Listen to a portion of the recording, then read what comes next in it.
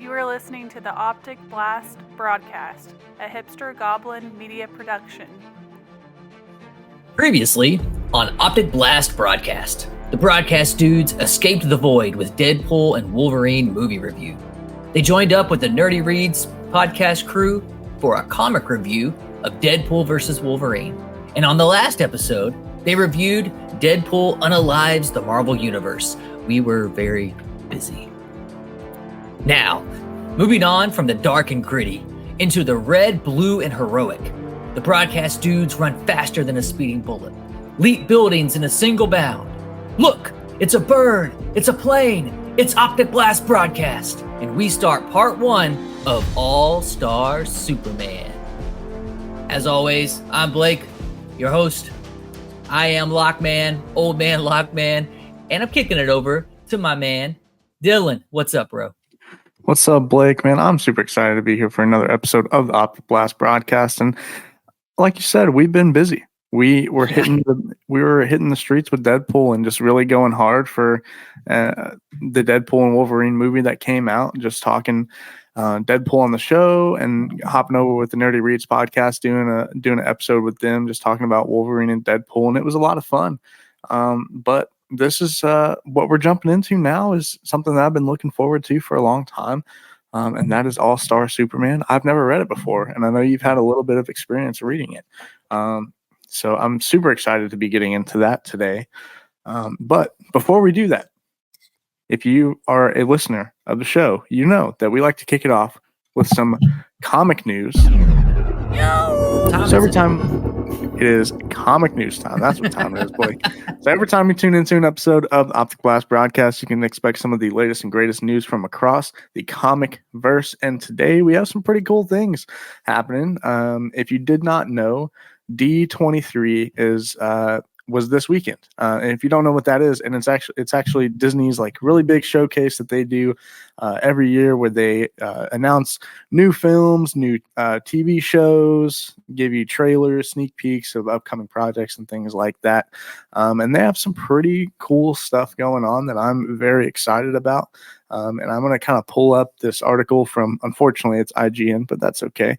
They're going to there's a bunch of stuff that has been announced here. So I'll kind of go over that. Blake, do you know of anything that's already been announced? No, man. I only thing I saw this morning, I kind of forgot about D23, but the only thing I saw this morning was just on my good old Instagram scroll. Was Lilo and Stitch. Like Stitch had a big, like the screen took over, and I thought it was cool. Like the special effects that were there live in the audience were mimicked on the TV. So he like pushes some button he shouldn't push, and like sparks start raining down, and like in typical Stitch fashion, he like busts through, and the crowd goes wild. So I did know about that. That's about all I had. I saw that too. I'm actually kind of excited about that. I'm a big heck yeah, dude. Lilo and Stitch, classic, dude. Classic. You can't go wrong. But yeah, some of the other announcements that they had here, as you can see, obviously, like your classic Disney stuff, like Moana 2. Apparently, The Rock is doing some sort of collaboration with Monster Jam for Disney, so that sounds pretty cool. Rock, yeah. Something that's been talked about pretty heavily here, Avatar 3. I know Avatar 2, after that long waiting for the sequel to come out, was pretty hyped, and so they're kind of officially announcing the title of the upcoming project in 2025. If you're an Avatar fan, make sure you be on the lookout for that. I personally enjoy those movies quite a bit. Toy Story 5. I mean, who's not a Toy Story guy? Come on now. Who's Toy Story 5 written by? I'm not really Toy Story 5 is written by and directed by. Interesting. I'm not a film buff. I don't know. Yeah. I thought, they had his name real big, so I don't know who he is. But I do have the power of the internet at my disposal. Give me a second. I'll research him as you keep going. All right. So, yeah, it looks like a couple other, like, big Pixar movies, like some upcoming stuff. This one was something I'm super excited about, and that is Incredibles 3 is officially in the works by Pixar. If you're an Incredibles fan, be on the lookout for this. I personally love The Incredibles. Wow. Yeah, heck yeah, dude. All right, Andrew Stanton. This dude's heavy hitter, bro. All right, Wall-E, Finding Nemo. He's a writer on all these. Finding Dory, A Bug's Life. I mean, those are his top big movies. all freaking dude. Yeah, all right. This guy's legit. All right, so I'm excited. Toy Story 5, written by this guy. All those movies are bangers. I have little kids, so we watch a lot of like little kid movies, and those are all movies that I'm like, as a kid, as my kids watch it, I'm like, yeah, that's cool. We could Finding Nemo, I can watch that 1,000 times. Cool, So yeah, apparently he has credits on Toy Story 2 and the original Toy Story as well. So nice. Wow, awesome. Andrew Stanton, that's who he is. Now I know. I told you I'm not a film buff. This is a comic book podcast, so you got to go somewhere else for the movie buff people. Yeah. Speaking of comic books, we're getting a little more into the things that we really wanted to talk about from all these announcements, and that were the upcoming like Marvel and also some Star Wars stuff in here, which is the first thing here is the first official teaser reveal from the upcoming Star Wars project called Skeleton Crew. I've heard a lot of people compare this. It's basically like Star Wars Stranger Things is kind of how I've heard it described. I'm not super interested in it even being a big Star Wars fan, like I just don't really know what to expect from it. I'm open to watching it. I'm open to seeing what they do with the project for sure. But as of right now, like I'm not necessarily hyped for it, but I definitely will be checking it out. It looks like it's premiering with 2 episodes December 3rd of this year. So I'll say this, that launch time is great. And I don't know if I'm the only one that falls in this, but for some reason, my brain thinks Christmas time is Star Wars time. So if you launch in December, a Star Wars show, it just kind of vibes with me. Every Christmas Eve, I wrap Christmas presents watching the original Star Wars movies. So it's just something that's just happened with me. But yeah, that's cool. It has Jude Law in it. I mean, he's a good actor. Why not give it a spin? Yeah, I'm open for it just to see what they kind of do with it. And I'm not upset about more Star Wars. Are we going to talk about Acolyte, or do you want to save Acolyte for something else? We can talk about Acolyte in a future episode. I have a lot to say. We'd probably be here all day if I started talking about Acolyte. All right, let me write that. Let me write that down. All right, Acolyte in the future roasting session. I mean, totally non-biased review. Anyway, go ahead. And also keeping with Star Wars, we also got some footage from Andor season 2. So that seems to be pretty interesting. Kind of got a little bit of I'm not sure if this is just a screenshot or something like that. It looks like Coruscant, I would assume. Dude, Andor was sick. I loved Andor. I'm about Andor season 2. Cool. I was indifferent about Andor. I think a lot of people overhyped it, in my opinion. I've tried to go back and watch it. It was just a little boring to me. I don't know, people disagree. Some people agree. It's definitely the more underground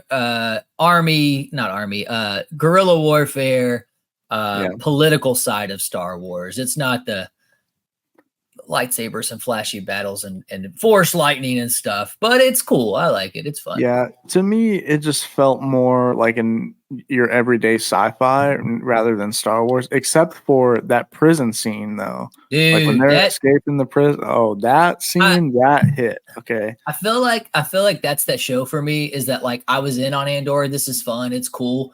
But that prison episode is what got it over for me. I was like, okay, this is legit. I'm in. Yeah. I'm in. Yeah, that episode was awesome. I feel like as a Star Wars fan who has had a lot of ups and downs with Star Wars, that watching the prison scene and that episode was probably the most Star Wars feeling that I've felt in a long time. Yeah, me and my friends used to play a Star Wars role-playing game, like Dungeons and Dragons, but Star Wars. And that episode felt like a campaign we would have run on that game. Same thing with The Mandalorian. Some Mandalorian episodes feel like Star Wars Dungeons and Dragons campaigns, Yeah. Which is a good thing. Yeah, for sure. And speaking of Mandalorian, though, they also officially revealed some new, I'm assuming I don't know if this is actual footage or maybe behind the scenes stuff or something here, but about the Mandalorian and Grogu footage or movie that's coming up. So they released some footage about that. It looks like it says new outfit for Grogu. It looks like, Grogu's going to be a Mandalorian, remember? So I can't wait to see a little Mando armor on Grogu. Yeah, it looks like in this article it says it teases Grogu in a full suit of Yeah. Mandalorian Beskar armor. So Well, I mean that's the path he chose. He chose to become a Mandalorian, so that's awesome. Yeah, it looks like that movie's going to be hitting theaters May 22nd of 2026. So we got a little bit of time before that. Hold on, it's going to be a movie? Yeah, so this one's going to be a movie. It's not going to be a show. That's epic. This is live react. I'm behind on Star Wars news, and that hypes me up, dude. That's so sick. I love the Mandalorian. Yeah, I absolutely love the Mandalorian. I feel like I always have like some sort of negative thing to throw in, but season 3 was very mid. I know they can do better, so I really hope this movie. I know this was season 3 the good, last season. Yeah, that was. I get lost in how many seasons. I like the binge thing, so the seasons blur to me. But yeah, okay. Yep.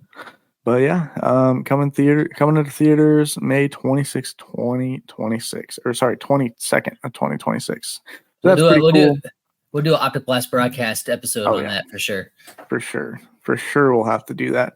And I was gonna say that might be our first Star Wars episode, but hopefully we do one before then. Oh no, dude, that's a long time from now. We're gonna have to be getting into Star Wars before then.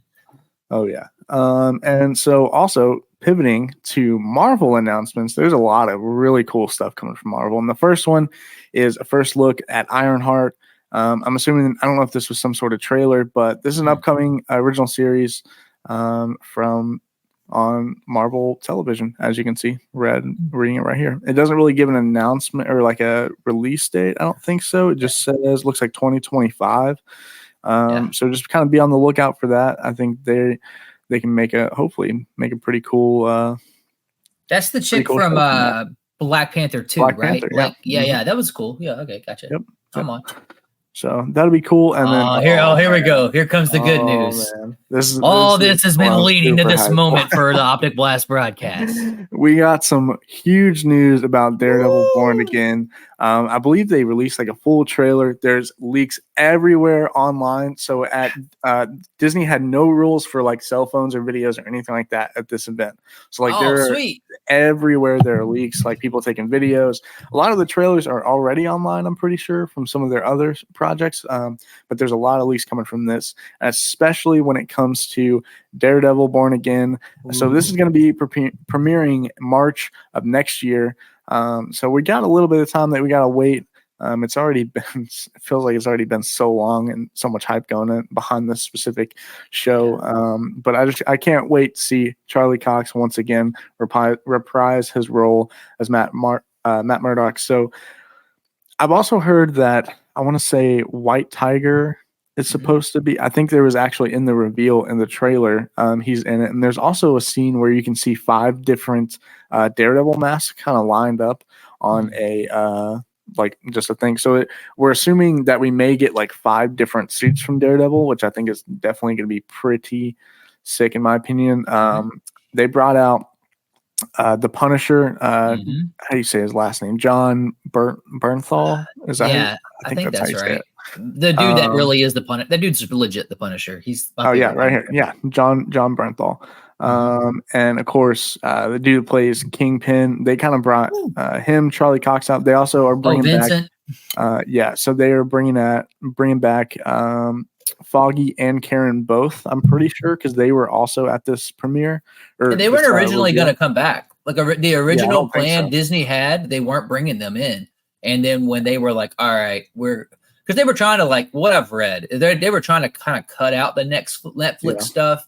And then, like, I guess they finally realized, like, all right, if we're going in, we got to, the Netflix series is like, we've talked about this before on our Deadpool. We always say that our Daredevil episode with our buddy Ryan that came over from Crypt Keepers podcast. Shout out to him. We talked about that then too. Like the Netflix stuff is like legit, like the best Marvel stuff when it comes to Daredevil. So I'm so excited for this, dude. This is probably the best news. And I got to mark my calendar for March 2025. Oh yeah, for sure. Actually, in this article, it says Marvel Studios head Kevin Feige also teased that the team at Marvel is ready to get back to work on season 2 very soon. So it seems like once they release the show, it shouldn't be too much longer before we actually end up getting a follow-up season 2. I would expect it probably within the next year of that releasing, I would hope. Oh yeah, dude. They're going to be going We running all cylinders. Oh yeah, I'm super excited about it. It looks like the next thing that they also released, which is something I think I talked a little bit about on the show before, is this Agatha All Along. Something that I wasn't at first too interested in, but I feel like they may. This is just a theory from me. This is not confirmed by any sort of people at all. But the fact that it's called Agatha All Along, I feel like they're going to use this show to maybe revamp a lot of stuff that just went wrong during like phase 4 and 5. And a lot of like the negative things that fans have just kind of been really just, I guess, kind of upset with, and things that we didn't really agree with as fans. I think they're going to maybe hopefully use that to use this show to carry what Deadpool and Wolverine has already done, and just kind of make a lot of changes within the MCU and the universe as a whole, and hopefully make things get back on track, I would assume. So that's what I'm hopeful for. I don't know if that's actually true. That's what's going to happen, but the show will be dropping September 18th of this year. So be on the lookout for that as well. Sweet. And then, of course, we got Percy Jackson. I don't know if you watched this show, but it was actually pretty good the first season. I read the whole series when it came out. I loved that series. But no, I haven't. My daughter has watched it. I've seen a few episodes with her. What I saw seemed pretty cool. Yeah, I'm a big fan of the movies. I know some people have like mixed feelings about them. Like the movie, like Did you read the books? No, I've never actually read the books. Bro, do yourself a favor, read the books. They're real quick reads, and they're fun. You'll if you like those movies, you'll love those books. Yeah, I've heard a lot of good things about it, and I probably will do that one day. You guys ought to do a nerdy reads Percy Jackson. That I definitely would not be opposed to that for sure. Justin and Robert, let's get on that. There you go. Like Freaky Friday 2. Here's the Lilo and Stitch reveal. Yeah. Actually, we can just play that little. He's like CGI'd or something now. Oh God. La Crista. There he goes. Yes. That's awesome. There's a little reveal. That's pretty cool. Oh, it's not a sequel. It's a live action remake. I thought it was a sequel. Oh, it's a live action remake. Okay, cool. So. They've really been on that, right? Like Disney's been about these live action things. Oh yeah. So for sure. Hey, good luck trying to capture that movie live action. But good luck. I think you can do it. You can get that right.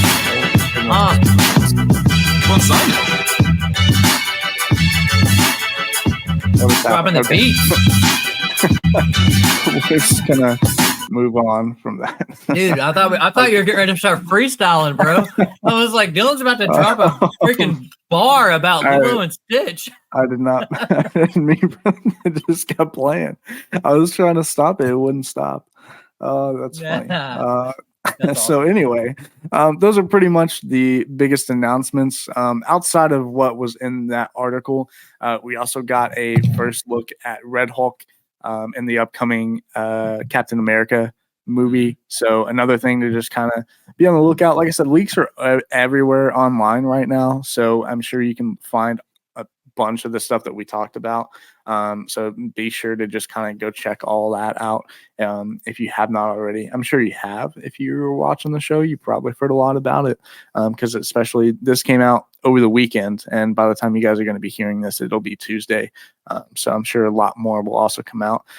So yeah, just do a quick Google search, YouTube search. I'm sure you can find a lot of the leak stuff, because like I said, Disney did not have any sort of restrictions on cell phones and videos and things like that. So I think they probably intentionally did it so all the leaks would kind of leak out and get people hyped for some of their projects. So it wouldn't surprise me if that's what they were doing there.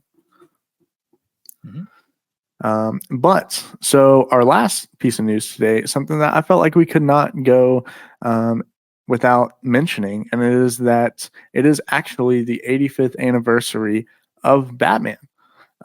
So that is pretty exciting. I believe they're going to be within the next couple months, they're going to be bringing back to certain movie theaters around the country. They're going to be bringing a lot of the Batman movies back, a lot of the old ones, some of the new ones, all the way through, like basically starting all the way back from like Michael Keaton all the way up to Robert Pattinson. Even the Lego movies, I think they're going to have some of those in some of the theaters, things like that. So I think definitely it'd be sick. yeah, for sure. Be on the lookout around your local movie theaters to see if they're playing any of the movies there.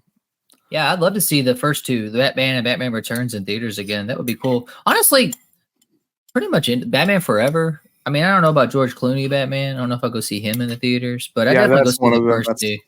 Batman and Robin. As I eat out of my Batman bowl. Sorry, I'm dual wielding here. As we do Optic Blast Broadcast, I'm also eating lunch, and so got my Batman bowl ready.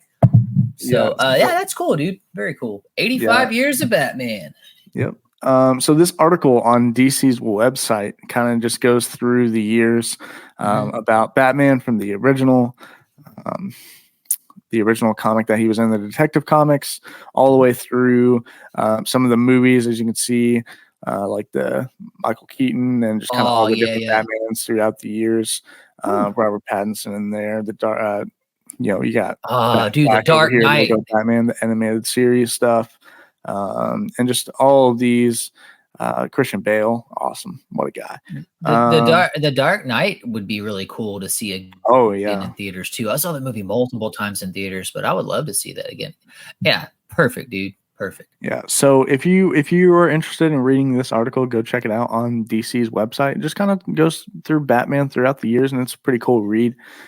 So be sure to check that out. But with that being said, that's going to do it for our comic news today. I know that was a lot to kind of pile on. So make sure you kind of go out and just, if you're interested in any of this stuff, go check all of it out. There's a lot out there, especially with D23, a lot of the leaks, like I already said, just, make sure to be checking all that stuff out and be on the lookout for all the upcoming projects there.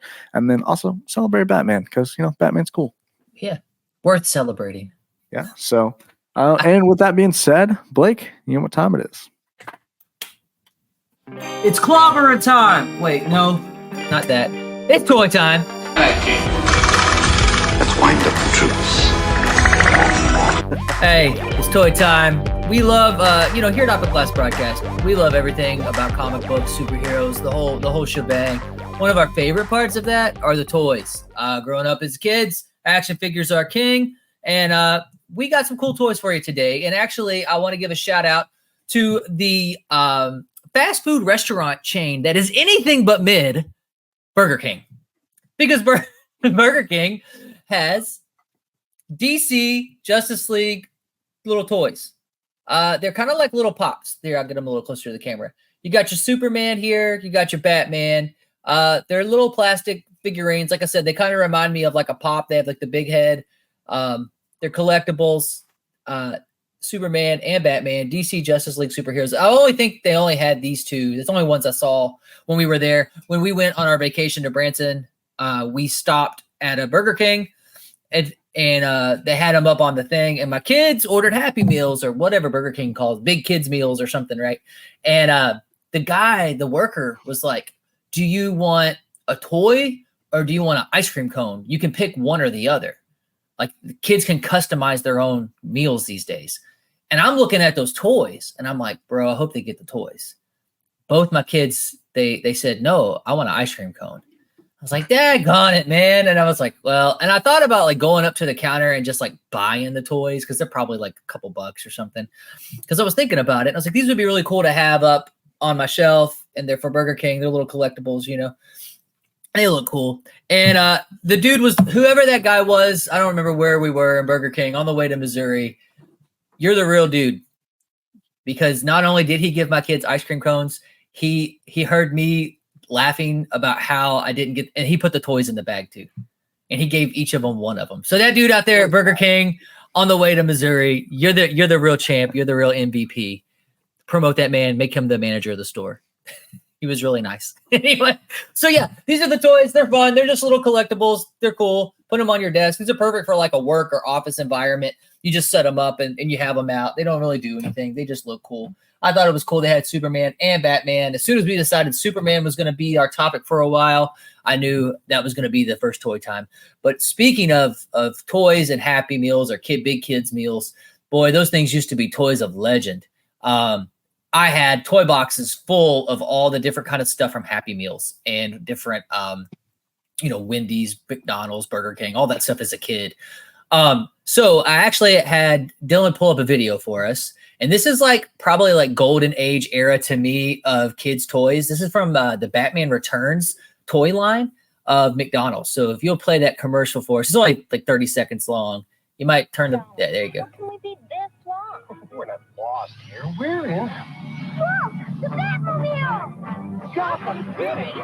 Gotham City. Now you can find the Batman Hamburger Happy Meal at McDonald's for an amazing $1.99. You get Catwoman, Batman's launching Batmobile, or the Penguin. One toy with each Happy Meal you buy your kids. What you want is what you get. McDonald's today. And you thought we were lost. Yeah, they weren't lost, bro. They just followed the Batmobile. Had to get to the. Look how cool those toys are. Empower awesome. yourself.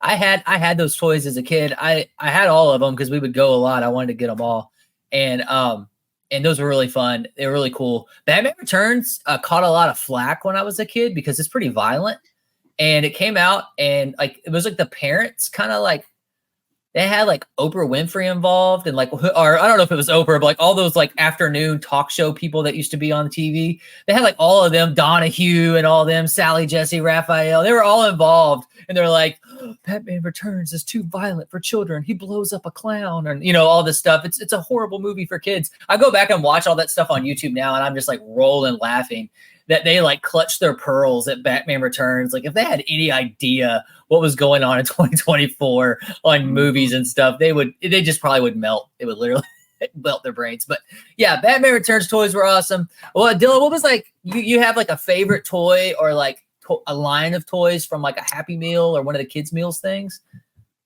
I don't know. That'd be something I feel like I would have to think about. Yeah, do some research on that. All right, let's do this. Definitely. So this is a 2-part episode. So we're doing part 1, and then we're going to do part 2. Part 2, we'll do more toy time, and we'll talk more about Happy Meals toys. I'll have another thing to bring up, and then we'll come back and we'll get Dylan's answer to the question of what's like some of your favorite ones. Mine is definitely the Batman Returns, and then the Batman animated series. Those toys were super cool too. And it's funny now, you like look up that stuff online. If you can find them sealed in packages, it's like vintage collector stuff. So pretty cool stuff. Even though we're in the middle of toy time and I'm getting ready to close out that segment, today's thirst quenching drink of the day, brand new thing I'm making up as we go. It's brought to you by Liquid Death. Liquid Death Mango Chainsaw. So this flavored water uses no artificial sweeteners, no sugars. It's like agave sweetened, agave nectar, and it tastes so good. Right there. As a fact, we honestly should probably be sponsored by Liquid Death. The amount of promotion that Liquid Death has gotten from this show and other shows like our Nerdy Reads podcast, basically Hipster Goblin Media just needs to be sponsored by Liquid Death. We're sold out. I want to throw that in there because I know all the other shows like to we like to throw out the Liquid Death love. But yeah, dude, it's water and it's sparkling water and it tastes good. And it's Mango Chainsaw. Halloween or haunted house season is coming up on us, so why not have a big old chainsaw skull looking dude? And it's just water, not a tall boy. It is a tall boy, but it's not a real tall boy. It's just water. So, anyway, that's the end of toy time. Into my drink time. You know what? Since it's drink time, Dylan, I think we ought to take a break.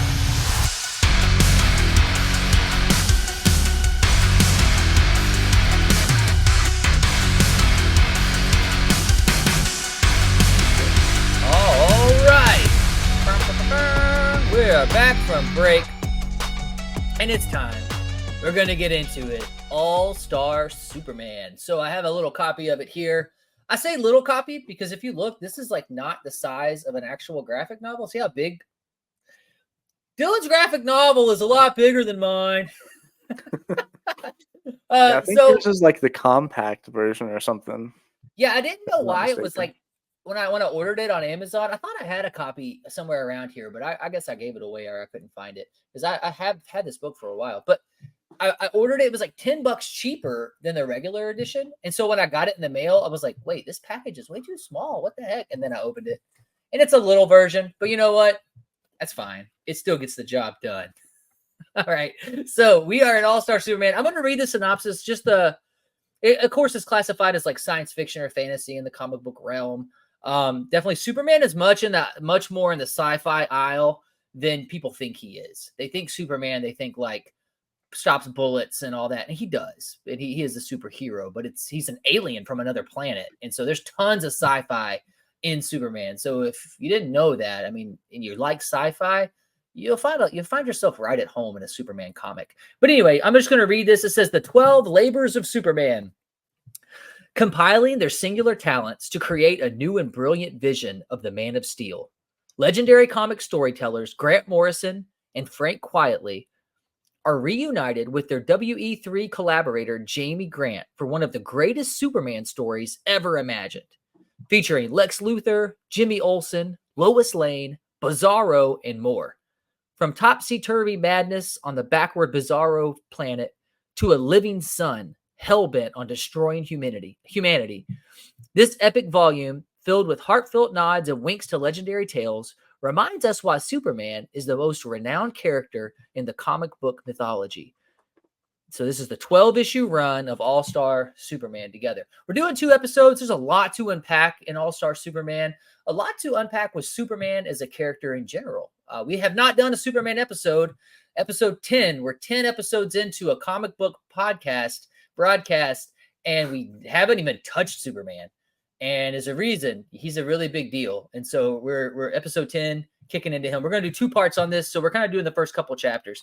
So just kind of starting off with this, Dylan, we're kicking it in. General first impression as you kind of start this thing. What are you thinking, man? How you feel about it?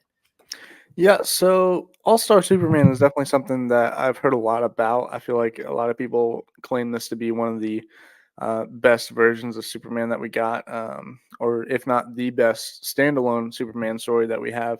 And so I've never read it before, so this is my first time really diving into it. And also James Gunn apparently is taking a lot of inspiration on his DCU Superman from this comic, so that also really inspired me to want to read it. And so it's definitely been on my radar for a long time. And so getting around to it, it's definitely got me excited. It's been a lot of fun jumping into it. I always thought the way that people talked about it was, I always thought it was more of a grounded Superman. And within the first couple pages, you can already tell that it's just not that at all, actually. And so it's a lot different than I was expecting, but it was in a good way. I know like this is essentially like Superman at his peak. This is like the most Superman gets. And so that's definitely something that I'm very excited about. That opening, that's just such a He's sick literally scene right there. flying through the sun. Like he's in the sun. He's flying through the sun. And opening page, what's Superman up to? Oh, just flying around the sun. It's like, what the heck, bro? Yeah, I think that's such a cool opening. And then the simplicity of like the origin story on that first, like literally one page, you already know. I'm a big origin story guy. I feel like the origin stories are super important when it comes to the characters because that's what makes them who they are often. And so being able to see that and done so well and so simple, the simplicity of that, and you already know the story of how all that happens. And they can just really describe that in one page. I thought was definitely really cool opening for the book. Yeah, absolutely. The artwork is beautiful in this book as well. Yeah. Like, and Superman's story is so iconic and so mythos. I mean, I don't think there's any. I very much believe that Morrison intended when Samson and Atlas show up and they like hang out with Superman, it's because Superman in the comic book realm is on that level of like mythological superheroes. He's right up there with Atlas. He's right up there with Samson. He's right up there with Hercules. This is Superman we're talking about, the legend of all legends. So yeah, I definitely agree. Kicking it off, as soon as you open that first page, you're in a Superman comic book and you're like, they definitely put respect on Superman. And you kind of learn that there's a mission going to the sun, kind of been sabotaged by Lex Luthor, of course. And as you kind of go through it, Superman basically comes to save the day, and he does so, but he has to do it inside the sun, like they're in the sun. And as you know, as Superman powers, his mythos dictate that all his powers come from, because he's a Kryptonian, the yellow star of our sun energizes his cells of his body, and that's where his superpowers come from. So he actually went inside the source of his power, and as he comes out of it, he has new powers. Like, he's stronger than he was before. I really like this scene here where they're like measuring how strong he is, and he's just holding that weight. And as I'm gonna read it out here. It says, "You're now pushing against the equivalent of 200 quintillion tons, Superman." I have no idea how much that is. I don't know if that's even a real. I'm not great at math, I'll be honest. I don't even know if that's a real number, but it sounds like a whole lot. So let's say your strength has tripled at least, and we still have not found the upper limit. You've manifested new superpowers, and others may appear. That's the good news.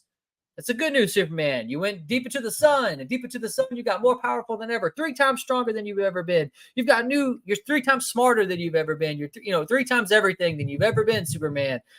But I'm not sure how to tell you this, but your trip to the sun exposed you to critical levels of stellar radiation, more raw energy than your cells are able to process efficiently.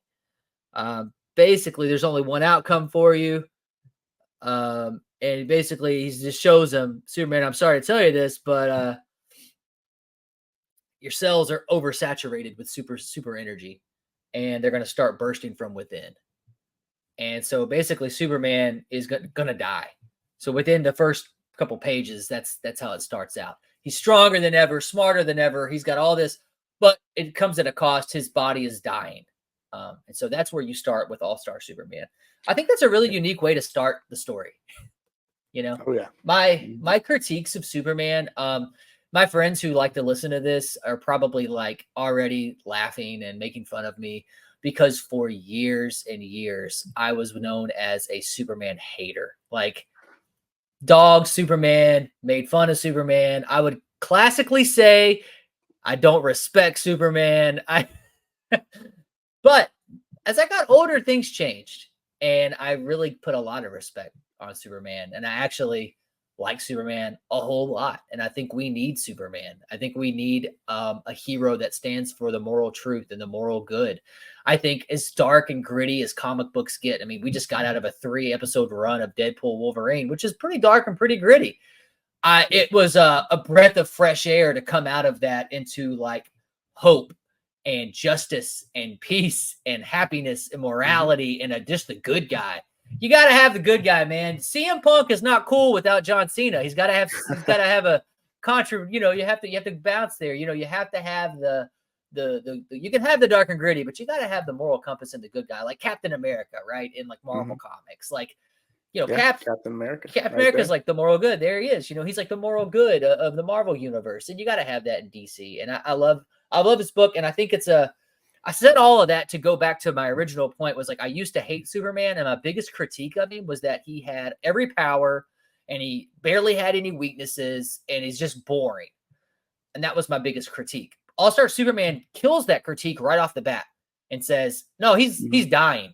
He's not, he does have all the powers, but he's dying. Now, what do you do with a guy who's like a god who is dying? What would he do towards the end of his life?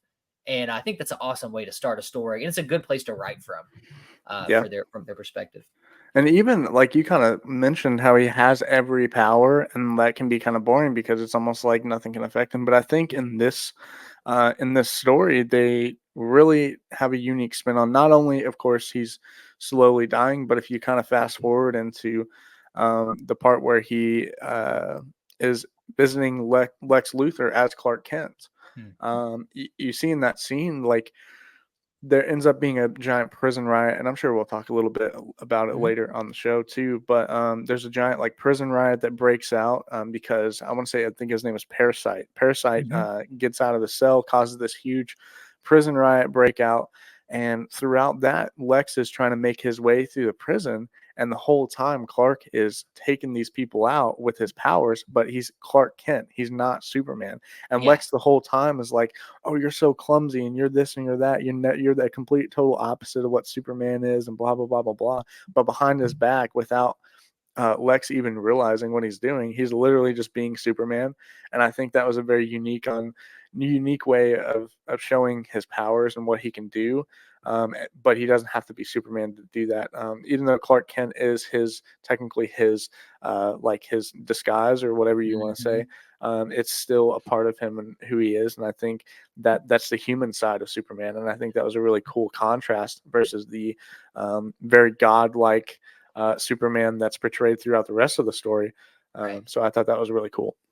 Yeah, agreed, man. And that the Clark Kent Superman, like that existence, Lois really touches on it a lot, because in this comic, you have to remember this comic is like a one shot. It's it explores the mythos of Superman, but it's not its own. It's its own universe basically. So if something happened in another Superman comic, doesn't necessarily mean it happened here. So Yeah, in it's this, a standalone story. It has nothing to do with the rest of the continuity in any other Superman story. exactly. So in this one, Lois doesn't know he's Superman, and she's dating Superman from what I can gather, but she doesn't know he's Clark Kent. She thinks Clark Kent's just that goofy dude at work that she works with, right? So since he's dying, he decides to tell her the truth. And when he does, she like doesn't believe him. Like Superman takes her back to the Fortress of Solitude, tries to like explain things to her, and like she's still just like, no, you're not Clark. Like, stop with the game, Superman. This isn't funny. Everybody's gonna come out of nowhere and tell me like happy birthday surprise, and Clark's gonna be here. Like, you're not Clark. She cannot believe that he's Clark Kent. That also shows how good of an actor Superman is. That he can just, because like, you always see the things. It's like all he did was put on some glasses and like a business suit and a hat, and now they can't recognize that he's Superman. That's not all he does. He completely acts like a totally different person. And in that's how he disguises. Even I like what they did in this book when he's with Lex. He's wearing like real big baggy, like kind of frumpy suit, and Lex makes a comment about how like, Clark, you're a big guy. If you lifted weights, you probably could get kind of big like Superman. But like, he has no idea that really is Superman, right? He's just like, Clark does a great job of much like Batman and Bruce Wayne. There's always the secret identity, and you're like, I think Batman is his real identity. I think Bruce Wayne is a mask that he puts on. I think Clark and Superman are like Clark and Superman both coexist. Like, I think that really they're both him. Like, he makes Clark a little goofy, but really down to heart, he's still that kid from Kansas, and he was raised by two good parents, So yeah, I really like the whole, like, because we'll just move through it as we go. I really like the whole Lois Lane episode. So there all 12 issues are broken down into episodes. So episode 1, you kind of learn what's happening. Episode 2, you go into Lois, and he basically this is a kind of a cool shot here. For Lois's birthday, he basically takes her to the, I keep wanting to say the sanctum. That's Doctor Strange. He doesn't take her to Doctor Strange's sanctum. He takes her to the Fortress of Solitude. And she's been there before. Like I said, from this book, they're kind of dating, but now she knows he's Clark. And for her birthday, he has all his robots, which Superman has robots. Like I said, he's very sci-fi. He's got alien tech. He's way smarter than you think he is. And these robots make a formula to turn her into basically Superwoman for a day. So that's for the birthday. That's what they give her. He gives her like that Superwoman outfit I just showed off. And they like go off basically on like, here's what it's like to be me for a day, Lois.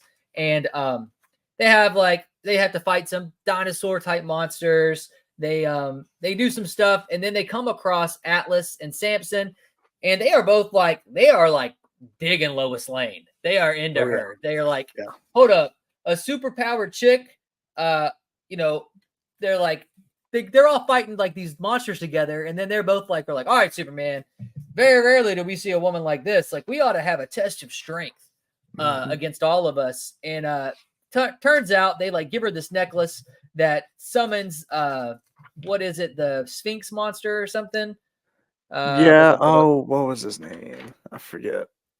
It's it's like a Sphinx. They stole this necklace from him. He's like a god level thing, and he shows up and he basically holds Lois's life here. And Superman, this is the first of the 12 labors of Superman, or the first big thing he does. If you didn't know, in DC Comics, Samson is a time traveler. And he basically tells Superman, like, hey, I know you're dead in the future. He like shows him a newspaper article. And he's like, I know in the future that you're dead. And as he's telling Superman that is when the Sphinx guy shows up, and he tells Superman a few things. Ultra Sphinx, that's what they call him, Ultra Sphinx. Yep. He tells Superman basically like, I'm a time traveler, and according to my sources, you're not going to be around much longer. But he does tell him that there are a few things he's going to do, a few challenges that he's going to accomplish before he passes away, and that's kind of what kicks off. It says you create life, you escaped from the underverse, and you overthrew the tyrant's son, and you answered the unanswerable question. Which the unanswerable question is the one that he answers in this scene with the Ultra Sphinx. Yeah, and it's pretty cool. To answer the question correctly is life. Failure to answer the correction is death. And the question from Sphinx is, what happens when the unstoppable force meets the immovable object? And Superman sees Lois in his clutches, and he makes eye contact with her. And Superman's like, how about this? They surrender. And Ultra Sphinx is like, response acceptable, and just disappears, But yeah, that's the thing. I did like the arm wrestling. He arm wrestles Samson, and he arm wrestles Atlas, which are like two of the strongest characters in the DC universe. And even not in DC, just in mythos in general, Atlas can literally hold the world on his shoulders. And he doesn't even have a problem. He like breaks both their arms, I think. Like he's like holding both of them, and he finally just pushes and he just breaks their arms. Yeah, you can see he breaks Samson's arm and this right here, and then you can see Atlas laid up in the hospital there. Yeah, Superman's just whistling. And so him and Lois have a beautiful scene on the moon together, where they embrace and kiss on the moon, and that's what he wanted to shoot for her birthday. That was the big deal. So he gave Lois he called it Sweet Dream Superwoman. It ends. So that's kind of I liked that episode a lot. I thought that was pretty cool to see like the feats of strength of Superman and that. Jimmy Olsen's episode is, it's okay, I guess. Yeah, I didn't care about that one. Was definitely interesting. I feel like, really the basics of that one was that Jimmy Olsen goes to the Project HQ. He's writing an article for his 4-a-day columns, which I believe there's other comics that are all about Jimmy Olsen's 4-a-day columns that he writes and all the adventures that he goes on. Those, I want to say, I'm not sure. I can't remember when those were actually. I think they came out like a long time ago, like in the 60s or something like that. Even maybe right. I could be wrong. But basically he goes to Project HQ and kind of, he's just trying to write an article on, I'm assuming, whatever it is that they're working on here. And it seems like they end up actually coming across this, what was it called? The portal to the Underverse is something that they have here, as well as they also have Doomsday, which we'll get a little bit into that later on probably about this episode. But yeah, so they have the portal to the underworld or Underverse, and like Jimmy Olsen is just kind of taking a tour of the place, and then all of a sudden one of the machines malfunction, and he ends up actually almost falling into it. But luckily he had his little Superman signal watch. And so he calls on Superman, and Superman, of course, comes in and saves the day. And in the midst of that, something that happens is the machine pulls up a black just ball of energy, or sorry, not energy, just a black ball of something, and it actually ends up turning out to be black kryptonite. Yes. And so, of course, that ends up affecting Superman. But at first, I thought it was kind of cool because he's like, oh, it doesn't affect me, green kryptonite. I'm immune to it now. He kind of mentions that a little bit. And so, of course, he thinks that the black kryptonite isn't really affecting him some or any kind of way. Are you wanting to do proton? Yeah, I think that's a good Okay. point, Dylan. Yeah, I was gonna You're say, speaking we might about as well. Black Kryptonite, bro. Black Kryptonite will lead me right to this week's segment of Proton. All right, so we know green kryptonite makes Superman weak, basically kind of nullifies the yellow sun star radiation in his body. His cells get weak, he gets sick. It's how we see him. It's his weakness we know about. But yes, it is canon. There are multiple forms and different colors or types of kryptonite, each kryptonite having a different effect on Superman. A lot of this comes from the writing aspect of Superman. It's very hard to write about a guy who is almost always invincible without bringing in green kryptonites. And like green kryptonite is supposed to be like one of the most rare things on the planet. So, we shouldn't be able to write a story every time and be like, oh, and then he had some green kryptonite, like, so they had to come up with other things to try to make it creative. Now, some of these are old, like I'm talking old age comic books, but I pulled up a couple of them here from DC's database. I'm going to go over a couple of them with you just to kind of let you know what's canon, what's not, different forms of kryptonite. Red kryptonite had unexpected consequences of what happens to Kryptonians when they're exposed to it. This is a real now. Some of these are wacky and wild. Remember, the writers were trying to come up with stuff to make Superman interesting, so they throw in different forms of kryptonite. So turning into a dragon is one thing that happened when he got exposed to red kryptonite.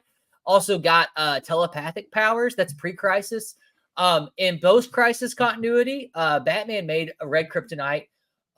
Basically made Superman's screen or Kryptonian skin translucent, so they could absorb a lot of solar energy, and then it would basically knock him out. So the red kryptonite made his skin just absorb so much energy, like sun energy, solar energy, it just would knock him out. There's gold kryptonite.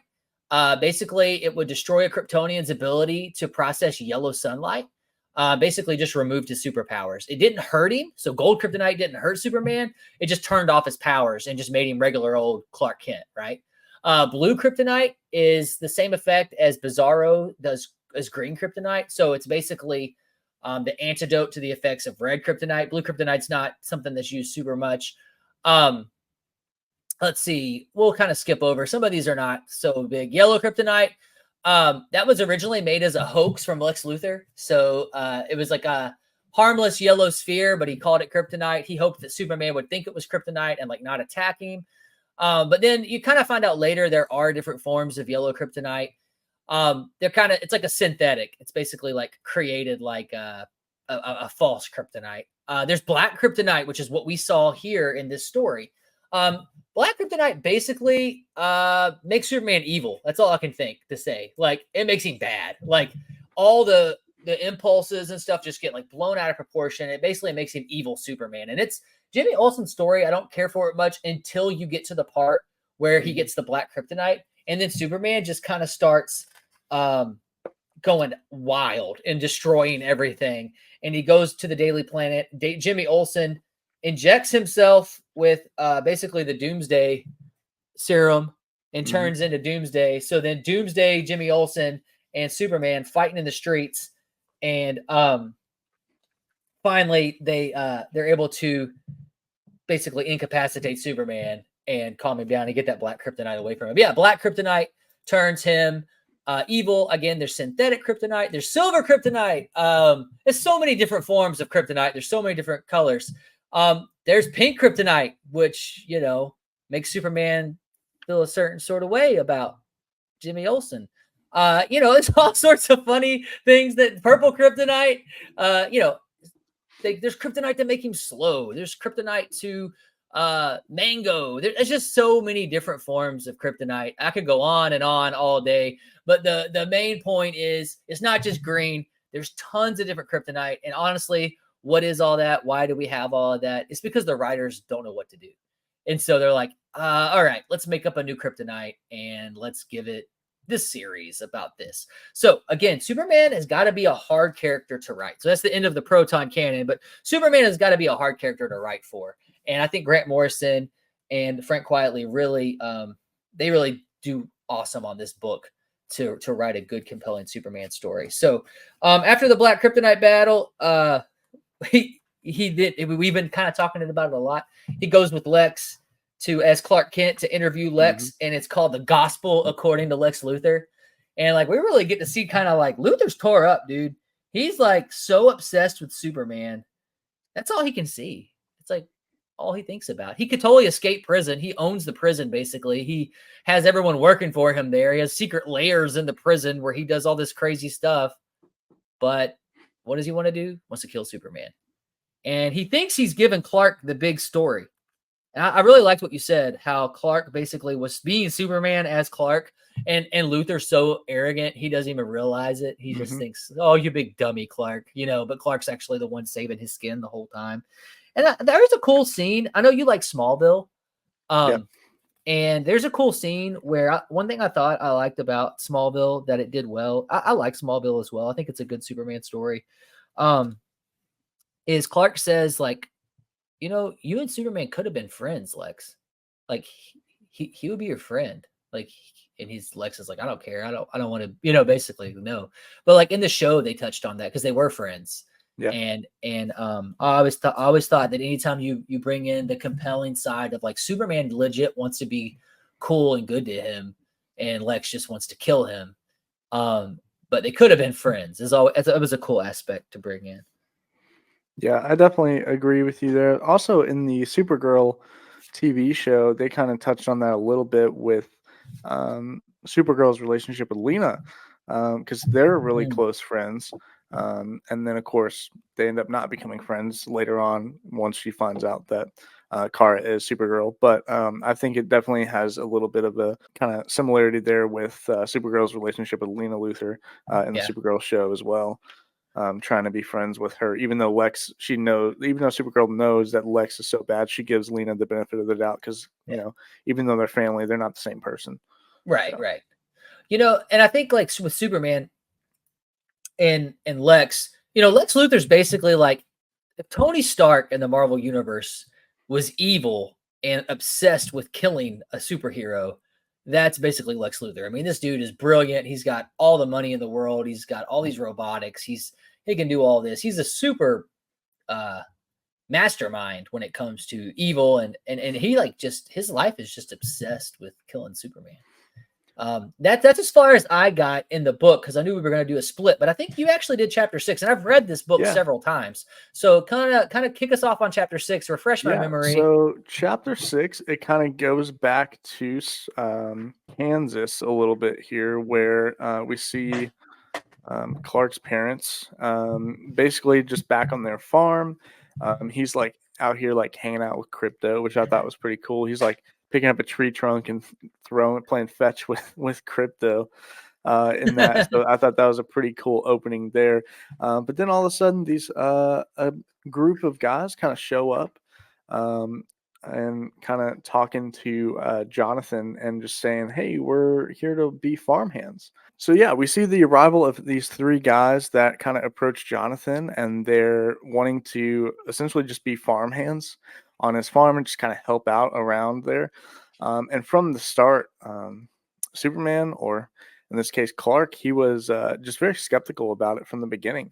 But they end up introducing I'm not sure, honestly, I don't know if this is some sort of flashback or what it is, because I believe that Superman, or at least Clark Kent, is in some sort of relationship at this point with Lana. And so I'm assuming this is some sort of flashback. That was what I got from it. From what I can remember, it does go back to, it's like in the past, like as they're talking about it, because I mean, that's what I understand. It's a past story of the Superman, Yeah, I'm pretty sure that I don't think he's 2-time and Lois is what I'm saying. Yeah. Because he's living at home, so I don't, Yeah, so basically he ends up going to dinner with them. He's telling his friends about, hey, we had some of these weird farmhands that came out to the house and we're trying to essentially take over his job, because it talks about him going to school to be a journalist. So again, I'm hinting at that he obviously doesn't have his job at the Daily Planet yet. So it's definitely in the past. Right. But basically it turns out these farmhands that were hired on at his farm end up actually being future Supermen. So Supermen from I think they were called the members of the Superman Squad, and essentially they came back to fight, or they're in the middle of a fight with, oh man, what was it called? Kronos or something. The Chronivore. Yeah, the Chronivore. That's what it was called.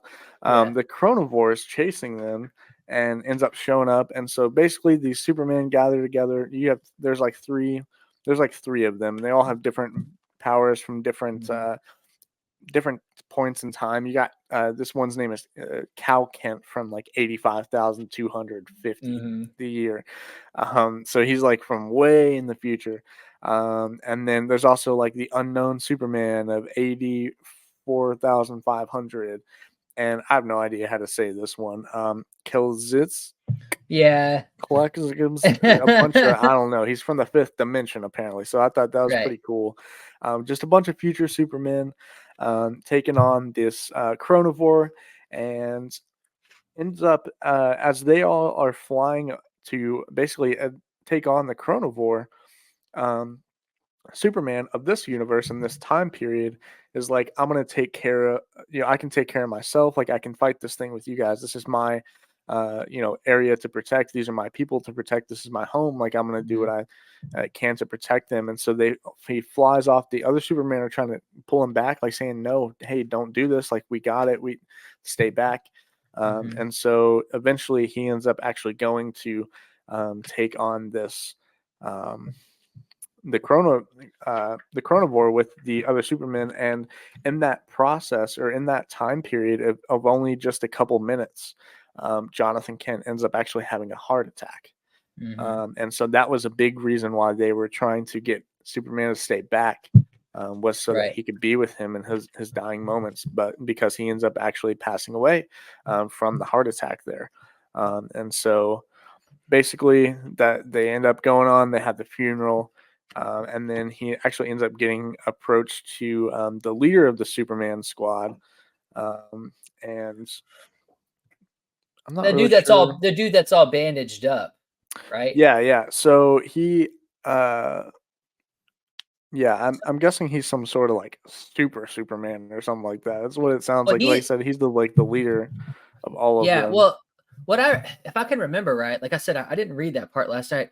All right, so I think he is our Superman in All-Star Superman, the one that's all bandaged up. Yeah. Okay, yeah. I think he went back in time to be there for his young self when his paw died.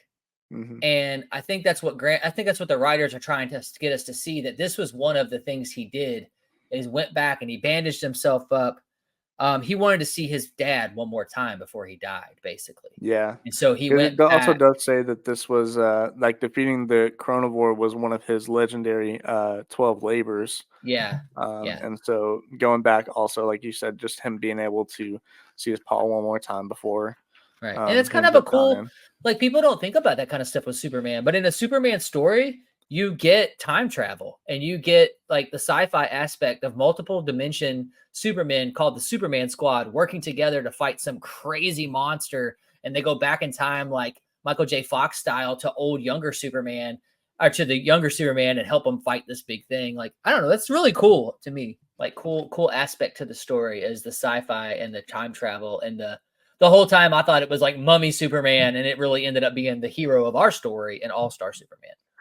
Yeah. And then he actually ends up bringing back with him this indestructible flower from New Krypton that he brought from the future, and he lays it at the grave of his paw, which I thought was a really cool way to end that kind of story there.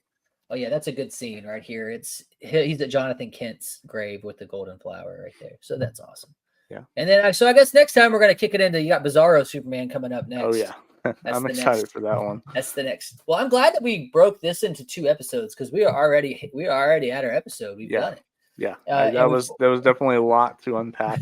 A lot to unpack with Superman. I mean, so far we're halfway through the book. I'm really enjoying myself. Dylan, you liking it so far? Yeah, I'm definitely liking it. Like I said, it was definitely a different direction than what I was expecting.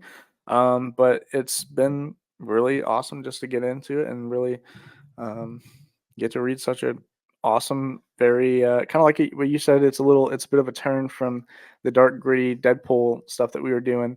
It's a lot more lighthearted and kind of, even though it's still serious and there's a lot of big things that kind of happen in that first half of this. It still has that Superman charm to it. So it's definitely a lot of fun to read, and I'm very excited to get into the rest of it. Yeah, absolutely, man. So today I try to find a shirt that usually like matches like what we're doing. Like I noticed you had your Star Lab shirt on, so perfect rep for that. I don't have anything Superman anymore. I used to have a tank top that was Superman, but I don't know what happened to it. But I looked and I have a bunch of Batman stuff, and I thought that might almost be disrespectful because there's always that feud. Even though in the comics those two are best friends, so all the people who have the Batman Superman feud, if you get into the comics, that should have been a Proton Cannon. Batman and Superman are bros. Yeah, next week. Yeah, they're bros. I wore what I consider my Superman to be Goku, baby. That's right. Shout out to Anime Tofu. If you want to listen to some good old stuff just like this, but in the anime world, check out our friends over at Anime Tofu. I wore this for Goku. He's my Japanese anime Superman. And he's also, I'm just throwing him out there because I want to give a shout out to my boys over there at Anime Tofu. Go check them out. More than likely, if you're into nerdy books like Nerdy Reads Podcast, you're into comic books like Optic Blast Broadcast, you're probably dwelling into the world of anime as well. So you got the Anime Tofu there to it's like the trifecta, man. Yeah. All the Triforce, all of them together, coming together to make Hipster Goblin Media. But yeah, so that's it for our episode this week. Thank you so much for listening, for watching. We'll come back and we're going to finish up All-Star Superman.